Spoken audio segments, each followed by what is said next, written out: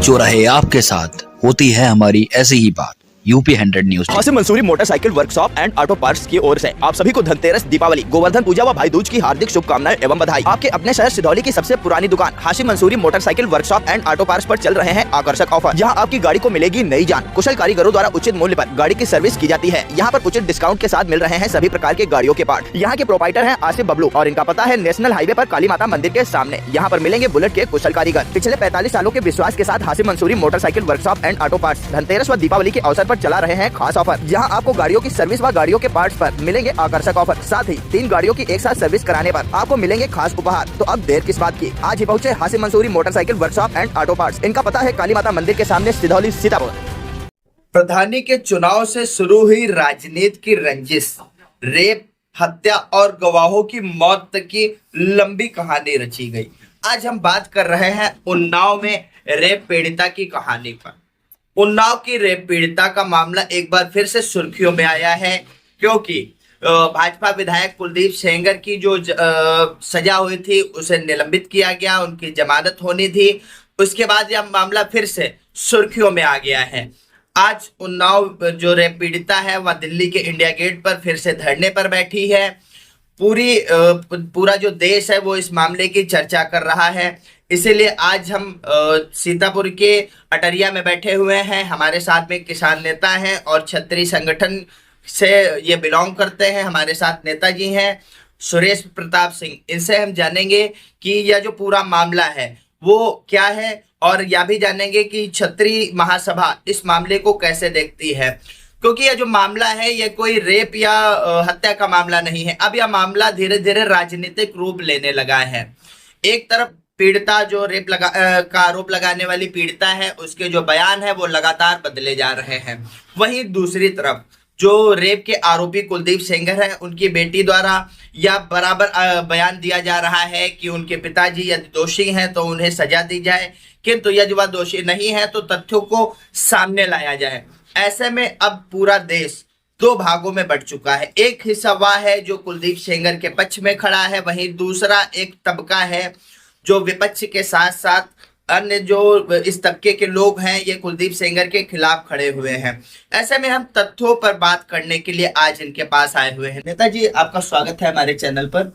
और नेताजी, जैसा कि उन्नाव कांड है हम सब लोग जान रहे हैं, उन्नाव कांड एक बार फिर से सुर्खियों में आया है, क्योंकि जो कोर्ट है उसने कुलदीप सेंगर की जो सजा है उसे निलंबित किया है। उसके बाद अब सुप्रीम कोर्ट ने स्वतः संज्ञान लिया है और सजा बरकरार रखी है, जिसके बाद अब पूरा मामला जो है वो देश में सुर्खियां बना हुआ है। क्या है पूरा मामला और इस मामले में राजनीतिक बू क्यों आ रही है? देखिए, इस प्रकरण को बहुत सालों से पूरा देश जान रहा है। जहां तक सोशल मीडिया के मार्फत जो जानकारियां आ रही हैं, ये जो संघर्ष है 2000 से, जब महेश सिंह सेंगर परिवार पर फायरिंग कर पाते हैं और 16 साल फरार रहने के बाद वर्ष 15 में जेल गए। 17 के चुनाव में विरोध शुरू हुआ और जो अंदर खाने से खबरें कि राजनीतिक गुटबाजी ने इसे और दे दिया। परिणामतः तथाकथित पीड़िता है उसके द्वारा गांव के 2 युवकों पर इल्जाम लगाया गया, जबकि खबरें से इतर उस समय भी हुई कि प्रकरण कुछ और था, मामला कुछ और आया। और एफआईआर में उस समय कुलदीप सिंह सेंगर जी का नाम नहीं था। बाद में राजनीतिक सरगर्मियां बढ़ी और कुछ साजिशकर्ताओं ने कुलदीप सिंह सेंगर का नाम इसमें जोड़ दिया। खैर, सीबीआई के हवाले हुआ। सीबीआई ने जो लगता है देखने से, क्योंकि थोड़ा बहुत कानून के बारे में भी हमारा रुझान रहता है, कि सीबीआई ने तथ्यों पर कोई भी कार्रवाई नहीं की, केवल पीड़िता के बयान पे ये मुकदमा चार्जशीटेड कर दिया।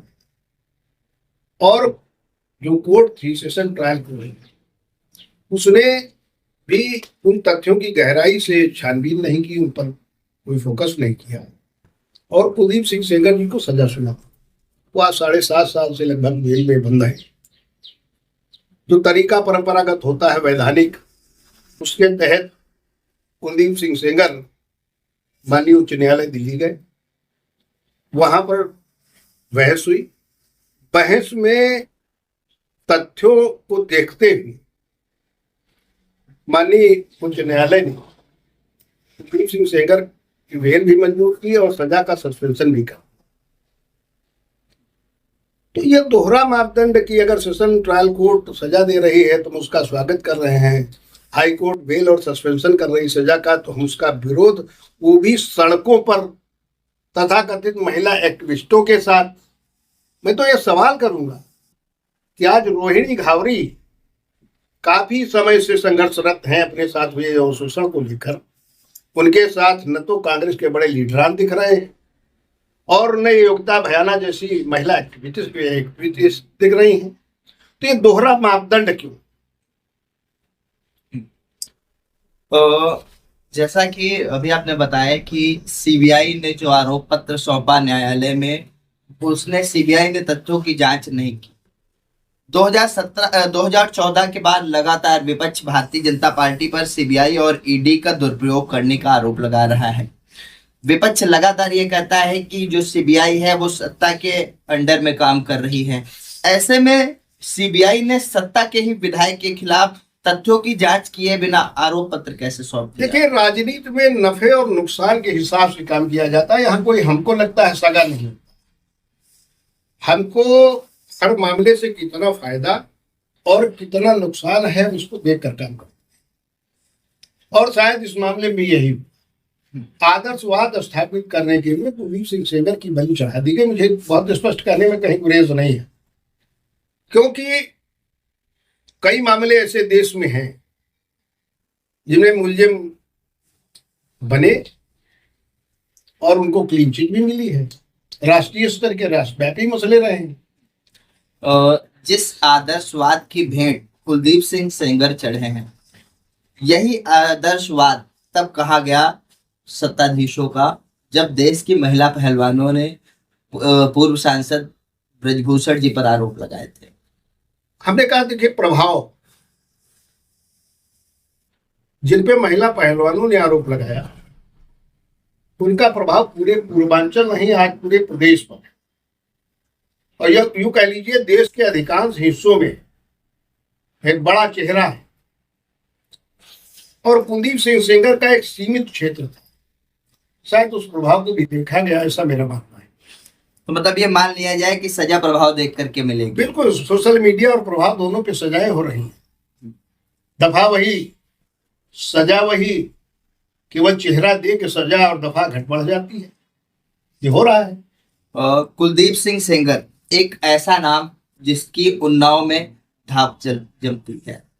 उन्नाव की कई सीटों को प्रभावित करने वाले क्षत्रिय नेता कुलदीप सिंह सेंगर माने जाते हैं। उन्हीं कुलदीप सिंह सेंगर के खिलाफ 2 महीने बाद पीड़िता ने रेप के आरोप लगाए। जो पीड़िता ने पहले रेप के आरोप लगाए थे, जो एफआईआर दर्ज हुई, उसमें सेंगर का नाम कहीं नहीं दर्ज हुआ।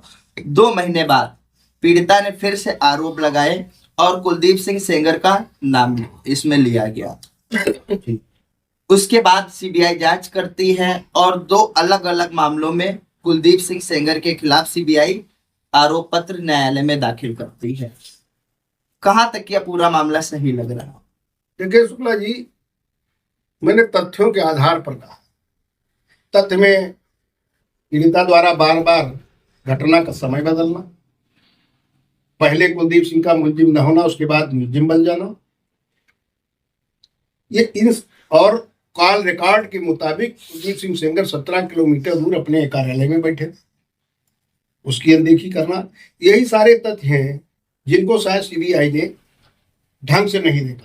आजकल तो हमारे पास फोरेंसिक वैज्ञानिक तरीके हैं जांच के, उन वैज्ञानिक तरीकों का भी उपयोग नहीं किया गया। कुलदीप सिंह सेंगर लगातार ये कहते रहे कि मेरा नार्को टेस्ट होना चाहिए, लेकिन पीड़िता को आखिर ऐसा कौन सा डर लग रहा है जो नार्को टेस्ट से बचने का मना कर रही है? ये मेरा या हर देशवासी का कोई ऐसा मंतव्य नहीं है कि कुलदीप सिंह सेंगर ने रेप किया है और वो बच जाए, लेकिन हर देशवासी ये जरूर चाहता है कि अगर कुलदीप सिंह सेंगर निर्दोष हैं तो उनके साथ ये जो अभी तक का उत्पीड़न हुआ है तो नाजायज था ही, आगे न। एक महिला ने आरोप कुलदीप सिंह सेंगर पर लगाए और उन्हें 7.5 सालों से जेल में रखा गया है। वहीं एक दूसरी महिला रोहिणी, जिसमें सांसद चंद्रशेखर रावण पर यौन शोषण के आरोप लगाए। विपक्ष से लेकर सत्ता में बैठे लोगों तक कोई भी इस पर ना तो चर्चा कर रहा है और ना तो इस पर कार्रवाई की बात हो रही है। मैंने इसके पहले भी कहा कि नफा और नुकसान राजनीति में इस मामले से कितना हमको कहां से नफा हो रहा है और कहां से नुकसान, उसका आकलन करने के बाद हम उस पर बढ़ते हैं। उसके पीछे तमाम कहानियां, तमाम फंडिंग होती है, तमाम लोग लगते हैं। तो नफे और नुकसान के आधार पर हो सकता है कि सरकार को ये न लग रहा हो कि चंद्रशेखर रावण पर कार्रवाई करना उचित है, जबकि अगर पीड़िता के बयान के आधार पर सजाएं हो रही हैं तो रोहिणी घावरी की बात भी तो सही हो सकती है, जैसे कि पीड़िता उन्नाव की बात सही मानी जा रही है। कहीं कुलदीप सिंह सेंगर वर्चस्व की लड़ाई की भेंट तो नहीं चढ़े? देखिए, राजनीति में वर्चस्व की लड़ाई तो पहले अपने दल में ही होती है। विपक्ष तो दोयम दर्जे की चीज है।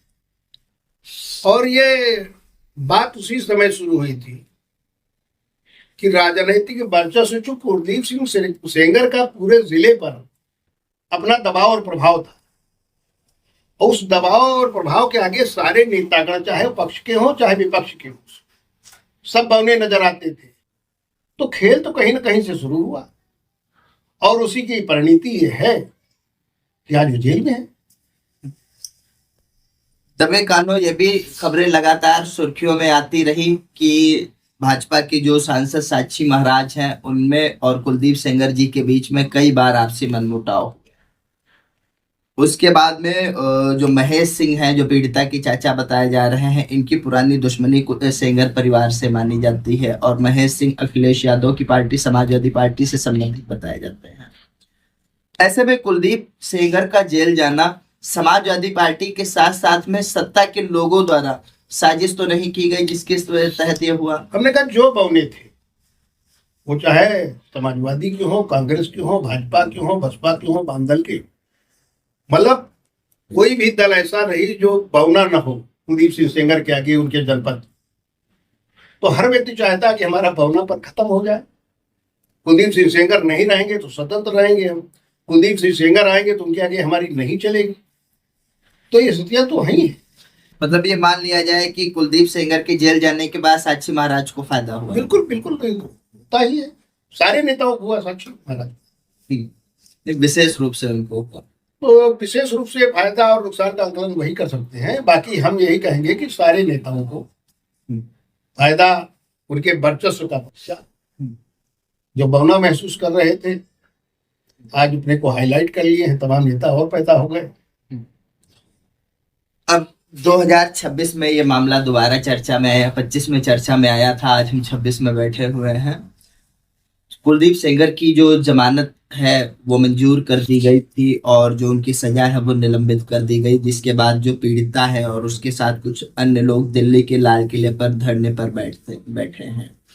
कैसे देखते हैं इस मामले को? देखिए, ये देश संविधान से चलता है, क्या संवैधानिक ढांचा हमारा है, उसके तौर तरीके हैं।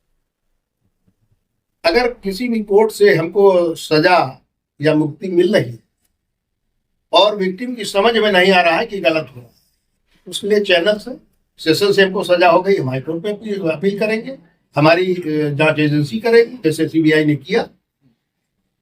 ये दिल्ली में इंडिया गेट पर धरना योगिता भयाना के नेतृत्व में बैठना है, ये बड़ा इशारा कर रहा है। इसके पीछे राजनीतिक साजिश और राजनीतिक फंडिंग। पीड़िता की मां कांग्रेस से चुनाव भी लड़ चुकी हैं, कांग्रेस पार्टी से उसी सीट पर वर्ष 2022, और उसके बाद भी ये अपनी मां को लेकर के धरने पे बैठे हैं। तो क्या इसके पीछे कांग्रेस और समाजवादी पार्टी के लोग हैं जो उनको लगातार धरने पर बैठने के लिए उकसा रहे हैं? अरे वो तो साफ दिख रहा है भाई, वो तो साफ दिख रहा है कि आज तक रोहिणी घावरी से न तो प्रियंका वाड्रा जी मिली हैं, न राहुल गांधी जी मिले हैं, या देश का कोई बड़ा सेलिब्रिटी या नेता मिला हो, लेकिन चंद घंटों में या चंद दिनों में ही अगर पीड़िता की मुलाकात राहुल गांधी से हो जा रही है तो सामान्य घटना नहीं है। इसको विशेष रूप से गहनता से देखना चाहिए। कहीं ना कहीं कुछ है। कुलदीप सिंह सेंगर के वर्चस्व से लोग घबराए हुए हैं और इसलिए उनको लगातार जेल में रखना चाहते हैं कि जेल से बाहर ना आ पाए।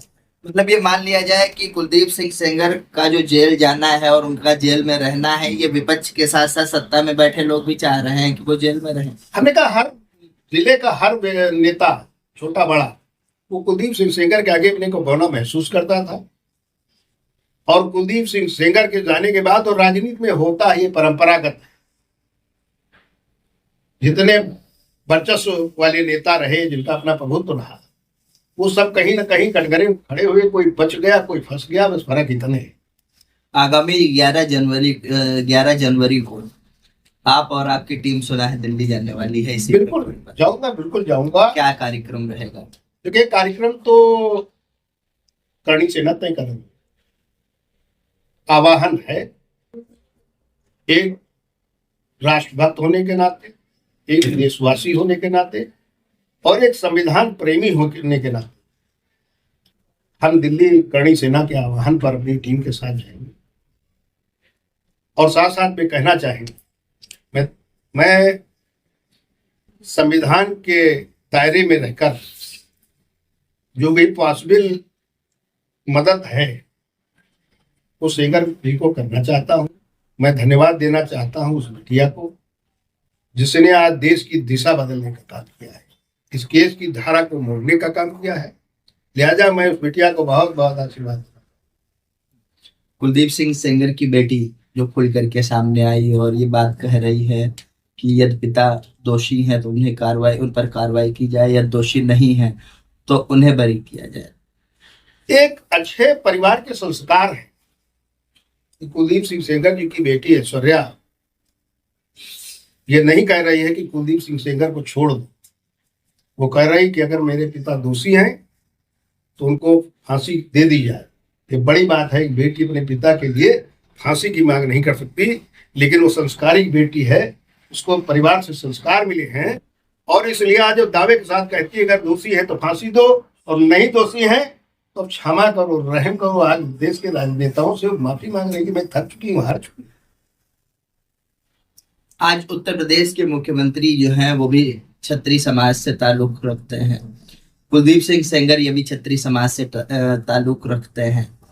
ऐसे में एक प्रभावशाली क्षत्रिय नेता जिसका पहले रेप में नाम भी नहीं था, 2 महीने बाद रेप प्रकरण में उसका नाम आता है, तत्काल उसको निलंबित किया जाता है और जेल भेज दिया जाता है।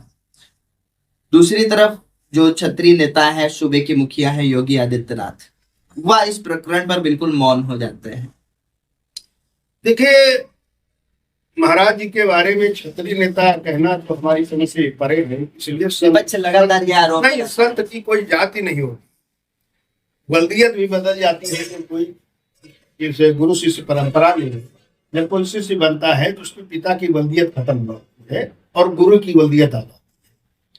तो क्षत्रिय नेता कहना तो हमारी समझ से बाहर है। हाँ, योगी जी महाराज किन कारणों से खामोश हैं ये कह पाना जरा मुश्किल है और शायद इस चीज से वो बचना चाहते हैं कि जैसे उन पे आरोप हर मामले में लग जाते हैं, छोटे बड़े मामले में, कि क्षत्रियों का सपोर्ट करते हैं, तो शायद इस आरोप से बचने के लिए। नहीं, विपक्ष लगातार ये आरोप लगाता है। अभी हाल ही में लखनऊ में एक घटना हुई जिसमें पूर्व सांसद धनंजय सिंह के खिलाफ गंभीर धाराओं में मुकदमा दर्ज हुआ। ऐसे ही अन्य धाराओं में धनंजय सिंह के खिलाफ कोडिंग मामले में भी धनंजय सिंह का नाम आया। सपा मुखिया अखिलेश यादव ने तो उन्हें कोडिन भैया के नाम से भी बुला दिया। उसके बाद धनंजय सिंह बरी हैं, कुलदीप सिंह जेल में। देखिए, तो जांच एजेंसी का काम है कि कोडिन सिरप कांड है, जांच एजेंसियां जांच कर रही हैं और महाराज जी के नेतृत्व वाली सरकार से मुझे विश्वास है। सवाल बस यही है कि जब जांच एजेंसियां वहां जांच कर रही हैं, वो बाहर हैं, जांच एजेंसियां जब सेंगर मामले में जांच कर रही थी तब सेंगर अंदर थे जेल के। सवाल बस यही आके अटक जाता है। अब विवेचना में चूंकि कोई भी विधि का जानकार व्यक्ति कोई हस्तक्षेप नहीं करता है। इसलिए न्यायालय और विवेचना दो ऐसे संवेदनशील विषय हैं जिन पर हमको बहुत सोच समझ के बात। इस प्रकरण पर क्या कहेंगे ट्रोलर्स से और देश की जनता से? ट्रोलर और देश की जनता से मैं विनम्र निवेदन करना चाहूंगा कि स्थितियां लगभग अब साफ हो जो तथ्य उभर कर सोशल मीडिया के विभिन्न चैनलों से और ट्रोलर्स के माध्यम से आए हैं, वे साफ इशारा करते हैं कि कुलदीप सिंह सेंगर को साजिश के तहत फंसाया गया और 7.5 साल से वो लगातार सजा काट रहे हैं। उनकी भी 2 बेटियां हैं, बेटियों को भी पूरे देश ने सुना है। और अगर सोशल मीडिया और ट्रोलर्स इशारा कुछ तय कर रहे हैं तो मैं कहूंगा जंतर मंतर पर भारी संख्या सब लोगों को जाना चाहिए और ये मांग करनी चाहिए कि तथ्यों की जांच हो, पुनः इस केस की एक बार स्टडी हो। और मैं सबसे बड़ी बात ये कहना चाहता हूं कि पीड़िता ने बेल सस्पेंशन और बेल मंजूर होते ही एक बड़ा आरोप लगा दिया माननीय उच्च न्यायालय पर कि 50 करोड़ की रिश्वत। धन्य है हमारे देश का न्यायालय और यहाँ के न्यायमूर्ति जिन्होंने आज तक इस मामले का स्वतः संज्ञान नहीं लिया। उनको स्वतः संज्ञान लेना चाहिए। ये कोर्ट का अपमान है। इस तरह से लोगों का न्यायालय से विश्वास हटेगा और अविश्वसनीयता बढ़ जाएगी। तो मैं लोगों से अपील करूंगा, उसमें जाति पंथ धर्म से हटकर कि सारे लोग करणी सेना के आह्वान पर जंतर मंतर पर 11 तारीख को पहुंचे। और साथ ही मैं न्याय व्यवस्था के पुजारियों से कहना चाहूंगा कि वो पीड़िता के कथन को संज्ञान लें और उसके खिलाफ कोर्ट की अवमानना का मामला चले। ये हमारे साथ थे करणी सेना के वरिष्ठ नेता हमारे साथ थे और इन्होंने पूरे प्रकरण पर हमको विस्तृत जानकारी दी है। उन्होंने सीधे इस पूरे घटना को साजिश करार दिया है। इनका साफ रूप से मानना है कि जो न्यायमूर्तियां हैं उनको इस मामले पर संज्ञान लेना चाहिए। जांच एजेंसियों को सारे तथ्यों को दोबारा से स्टडी करना चाहिए। पूरे देश को इस मामले को समझना चाहिए। अब सारे तथ्य निकलकर सामने आने लगे हैं। ऐसे में देश को तथ्यों पर बात करनी चाहिए। जो पीड़िता है, जो नौरे पीड़िता है जिसने आरोप लगाए हैं, वह समय लगातार घटना का बदलती जा रही थी। अब जब कुलदीप सेंगर की जमानत मंजूर हुई है, जमानत मंजूर होने के बाद वो दिल्ली के इंडिया गेट के बाहर धरने पर बैठी और उसने हाई कोर्ट के जजों पर 50 करोड़ जैसी बड़ी रिश्वत लेने के गंभीर आरोप लगाए। इनका मानना, इन्होंने कहा कि जो हाई कोर्ट के जज हैं जिन पर पीड़िता ने आरोप लगाए हैं, उन जजों को इस मामले का संज्ञान लेना चाहिए। पीड़िता जिसने ये आरोप लगाए हैं उसे ये आरोप सिद्ध करने चाहिए, अन्यथा पूरे देश से माफी मांगनी चाहिए और उस पर जो संवैधानिक कार्रवाई है वो होनी चाहिए। यूपी 100 न्यूज टीवी के लिए हिमांशु शुक्ला।